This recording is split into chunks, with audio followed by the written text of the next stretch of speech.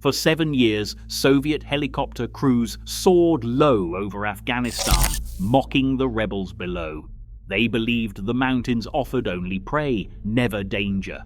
Then, on a single afternoon in 1986, a missile shot from the shadows and shattered that illusion in just 4 seconds.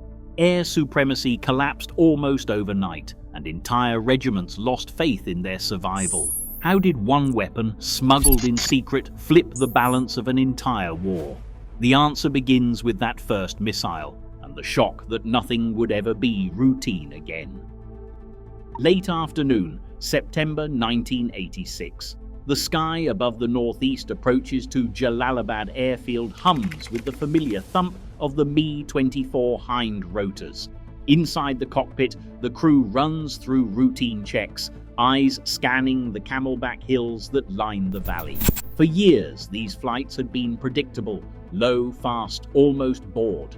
Down below, in the wheat fields and rocky outcrops, a handful of Mujahideen fighters wait, cradling a weapon few in the world have ever seen.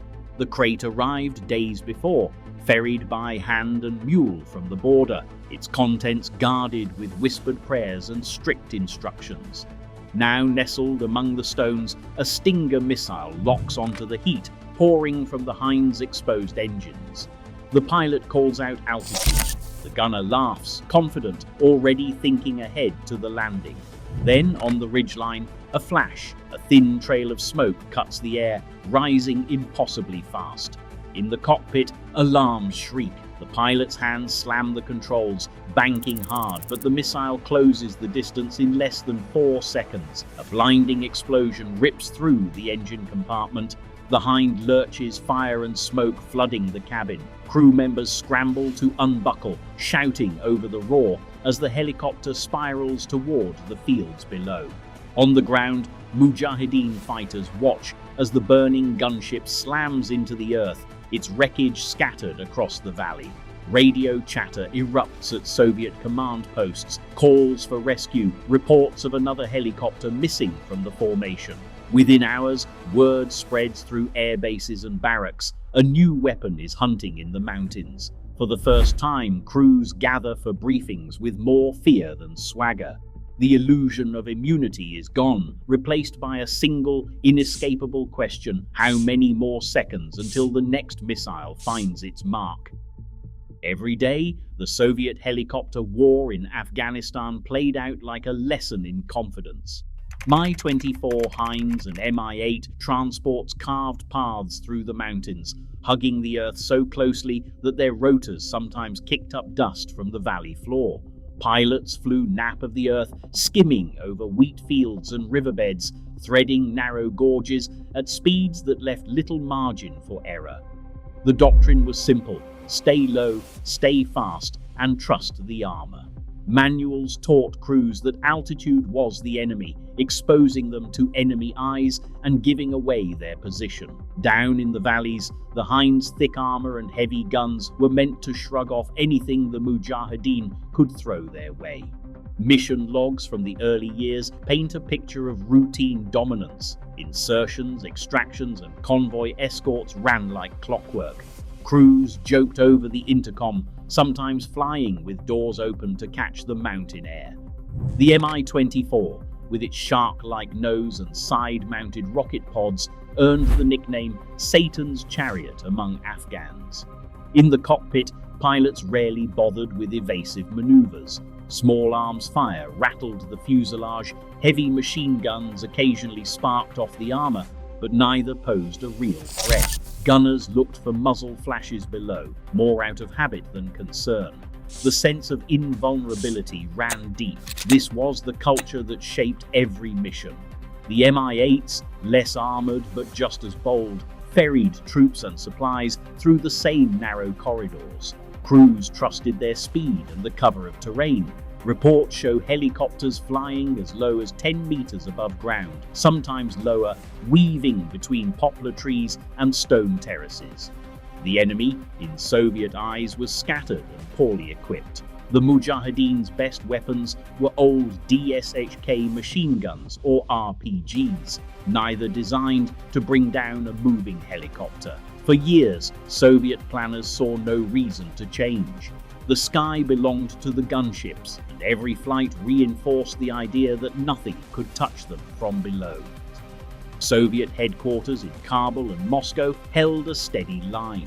The Mujahideen posed no real threat to air operations. Regimental planning documents, now declassified, reveal a quiet confidence running through every assessment. Intelligence briefings listed small arms and heavy machine guns as the only reliable hazards. Portable missiles, if mentioned at all, were dismissed as rare or malfunctioning. No centralized air defense network existed. The Mujahideen were described as scattered bands, lacking coordination, doctrine, or outside support, capable of changing the balance. Flight route charts and mission orders from the early and mid-1980s show an unwavering reliance on helicopter mobility. Soviet planners mapped out operations with the expectation that helicopters would remain uncontested, able to cross valleys and insert troops at will. Threat probability tables circulated among air crews placed machine guns at the top of the risk matrix and left the missile category empty. Even as Western intelligence agencies debated escalation, Soviet analysts saw little chance of advanced weaponry reaching the field. The assumption held that Pakistan and the United States would not risk open confrontation by supplying modern missiles. This institutional outlook shaped every detail of the war in the air. Maintenance teams focused on armor repairs and bullet patching, not countermeasures for guided threats. Pre-mission briefings drilled crews on evading ground fire, not heat-seeking missiles. Orders from the General Staff prioritized speed and surprise over caution. The absence of any reference to portable missiles in planning logs underlines a blind spot. Soviet doctrine was built for a battlefield where the sky belonged to them. When the first rumors of new weapons filtered back from the valleys, they clashed with years of routine and a deep-seated belief in technological superiority. The stage was set for a confrontation no one in the command chain had seriously prepared for. The twisted remains of the Mi-24 Hind lay scattered across the wheat fields northeast of Jalalabad, attracting a different kind of attention. Soviet maintenance investigators arrived within hours, gloves on, notebooks open, picking through scorched metal and torn wiring. What they found contradicted every assumption in their manuals. Instead of the familiar gouges from heavy machine gun rounds or the ragged holes left by rocket-propelled grenades, the wreckage revealed a single, almost surgical entry wound burned deep into the engine compartment. The metal around the impact glistened with unfamiliar alloy fragments, some fused into the casing by intense heat. Technicians recorded traces of shrapnel unlike any Soviet or Chinese ordnance, and the burn pattern around the engine exhaust was precise, focused, not scattered. The gearbox showed signs of intense thermal stress, as if a blast had locked onto the hottest point and detonated with pinpoint accuracy. Maintenance logs from the airbase noted that the engine turbines were warped and cracked in ways never seen before, with residue suggesting a shaped charge warhead. Lab reports circulated quietly among senior mechanics and regimental engineers. The data pointed to a guided weapon, one that could home in on a helicopter's heat signature and strike with lethal precision. The evidence was undeniable. Someone in the valley had fired a missile far more advanced than anything the crews were trained to expect. For the first time, the threat was not just rumor or battlefield gossip, it was written in the scars and melted alloys of Soviet hardware. The valleys northeast of Jalalabad formed natural traps, carved by centuries of water and wind into a maze of ridges and narrow corridors. Soviet helicopter crews, locked into their prescribed approach routes, faced a geometry that worked against them. The hills rose abruptly on either side, forcing aircraft to descend into predictable flight paths, corridors that left little room to maneuver and even less to escape.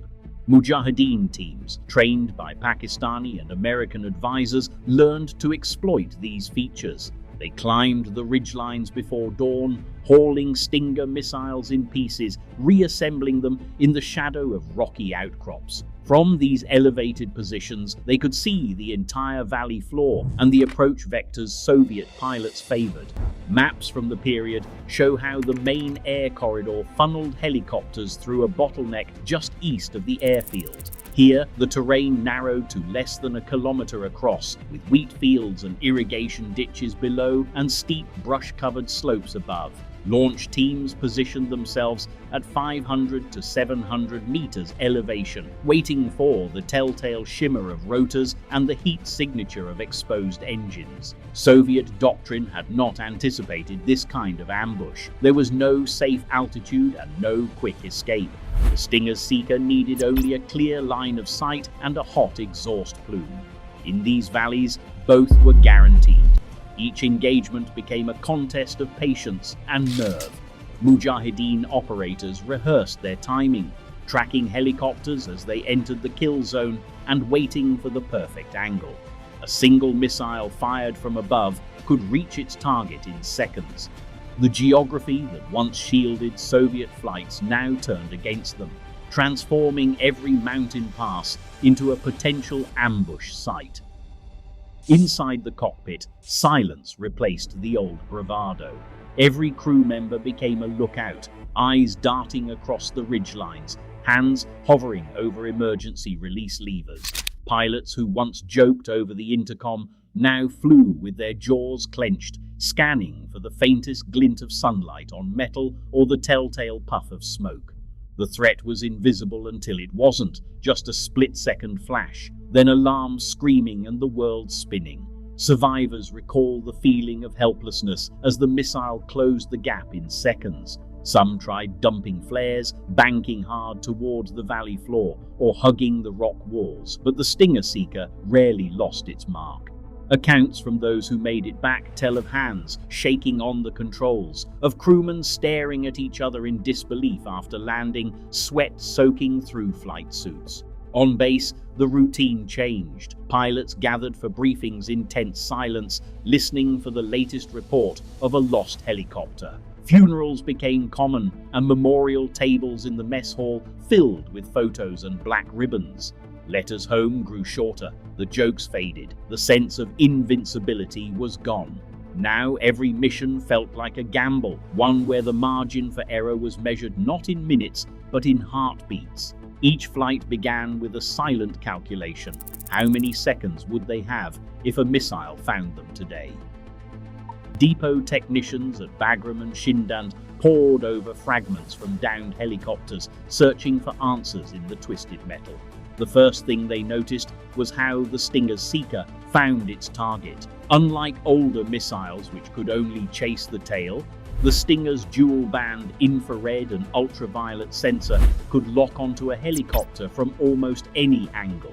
The Mi-24 and Mi-8, with their exposed engine exhausts glowing white-hot against the mountain air, gave the missile a perfect aim point. Soviet engineers tried to fight back with flares, strips of burning magnesium meant to trick heat-seeking weapons. But the Stinger's seeker was not fooled. Its electronics could tell the difference between the steady, focused heat of an engine and the brief, scattered flash of a decoy. Math worked against the crews. At typical valley ranges, a Stinger launched from 1,000 meters closed the distance in under 4 seconds. That left barely enough time for a pilot to spot the smoke, shout a warning, and yank the controls. Most flare dispensers were hand-cranked or jury-rigged, often too slow to make a difference. Maintenance logs from the period record frantic attempts to upgrade dispensers and install exhaust baffles, but field installations lagged behind the threat. Each new loss confirmed the same reality. The Stinger's seeker saw through every trick the Soviets had. In the cockpit, the margin for survival was measured in seconds, not skill. Within weeks of the first Stinger ambush, the patterns of Soviet helicopter warfare began to unravel. Regimental planners, once confident in their daily schedules, found themselves redrawing flight maps and issuing urgent reroute orders. Reports from the Central Archives of the Russian Ministry of Defense show that by early 1987, monthly helicopter sorties dropped by nearly half. Missions that once required 2 helicopters now demanded 6, 3, or 4 as escorts, each scanning the ridgelines for launch teams. Pilots flew higher, sometimes above 300 meters, trading precision for survival. The valleys that once served as direct corridors became no-go zones, abandoned even for critical resupply or medevac runs. Commanders cancelled up to 40% of planned flights in the hardest-hit provinces, with some air corridors, like those outside Jalalabad and Kunar, closed for weeks at a time. The cascading effect crippled ground operations. Troop insertions stalled, supply drops missed their marks, and units pinned down in firefights waited hours for support that never arrived.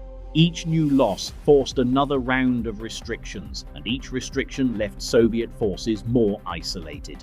The Stinger impact spread far beyond the cockpit, paralyzing the very doctrine that once made Soviet helicopters the masters of Afghan airspace.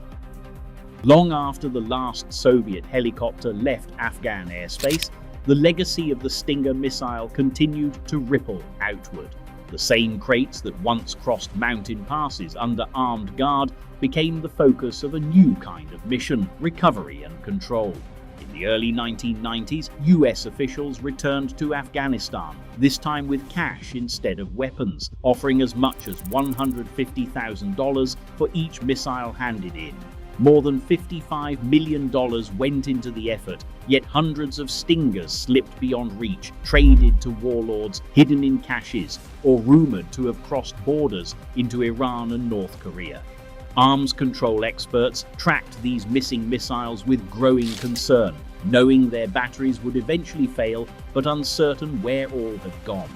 International agencies cited the Afghan experience as a warning, shaping new protocols for tracking and securing man-portable air defenses worldwide.